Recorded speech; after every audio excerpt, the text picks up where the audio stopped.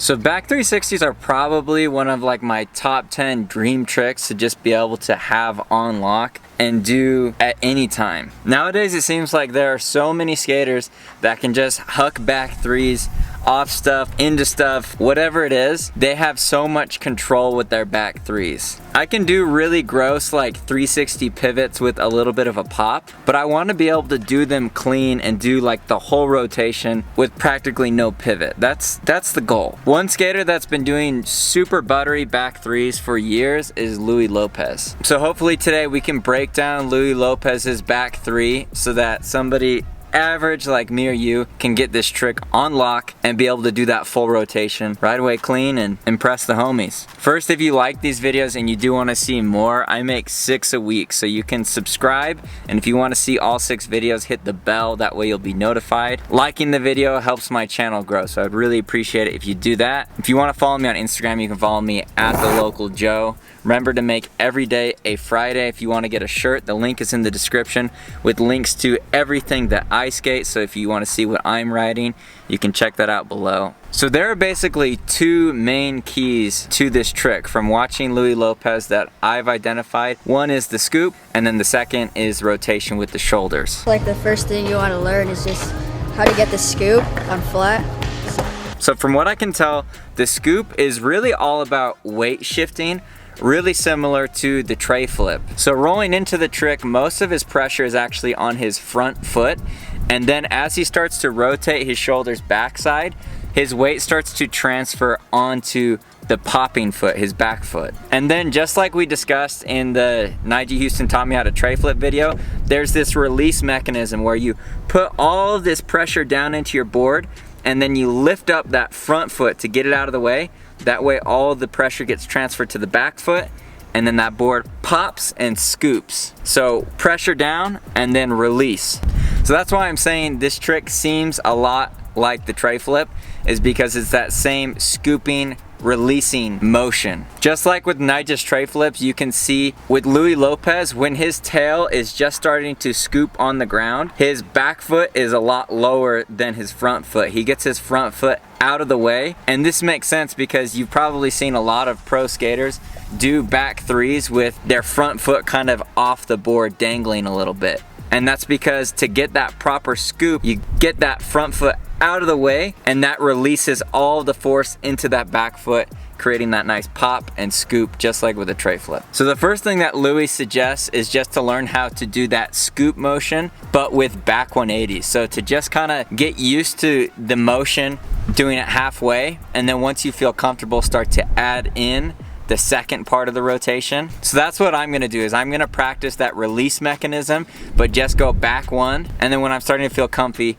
start to add the shoulder rotation. Now, a lot of us, including myself, struggle with getting the full rotation on this trick, so I really paid close attention to see what Louie Lopez was doing to be able to get the trick all the way around. There were 2 things that I noticed. First, Louie gets his back hand really low, like down by his shins, while his front hand is still up by the waist, so he's kind of like leaning back a little bit as he's getting ready to do the pop. My guess is that the reason that he does this is this gives him the foundation to get all of the leverage that he needs to be able to get that back 360 all the way around. As well, Louie Lopez holds his feet up until the full rotation has been completed. And I know personally firsthand how disorienting it can be to spin back 3. You kind of get nervous and start to stiffen your legs. And what that does is that creates that pivot back 3 rather than a fully rotated back 3. So you can either pick up your legs and look like Louie Lopez or straighten the legs and look like me. I know which one I would prefer. Okay, so to break this down, we're just gonna start off by practicing that release mechanism with just the back 180s, getting that proper scoop or release, doing the back one, and then we'll start to incorporate the arm motion and then hold our feet up. And I think if we can do all 3 of those things, probably be able to get this trick all the way around. First thing we got to do is warm up, and then we'll get into learning this trick. All right, let's get it.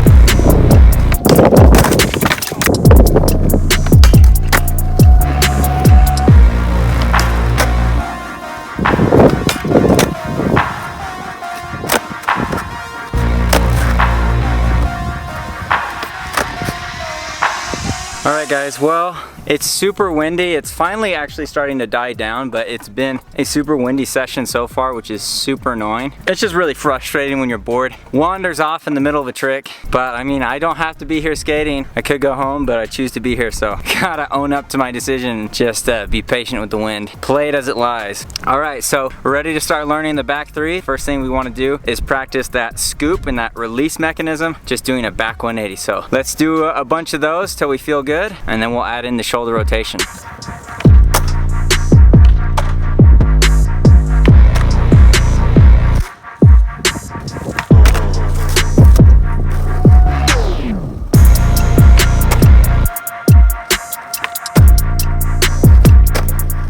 Okay, so I was doing that release mechanism and I started dropping my left hand, which is the next step, is to drop that left hand and wind the shoulders. And just by dropping that left hand, it already wants me to go around 360. So I'm ready to go ahead and try some back threes. Let's see if we can get one all the way around.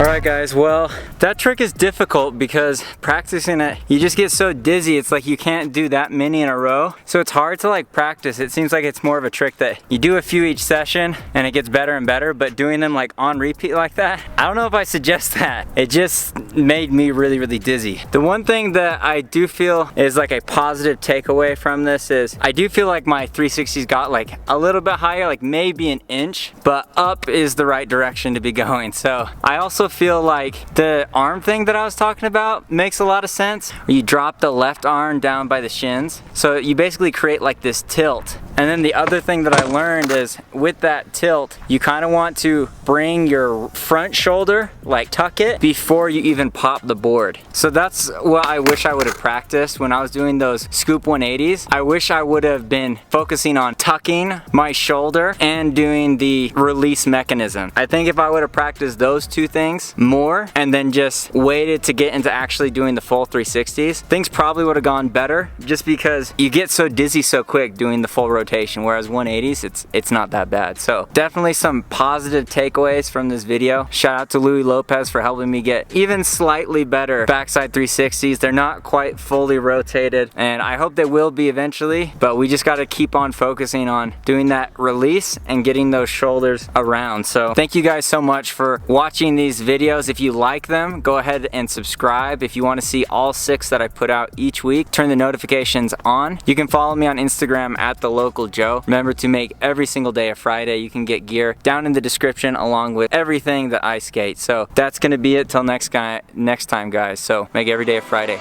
Peace.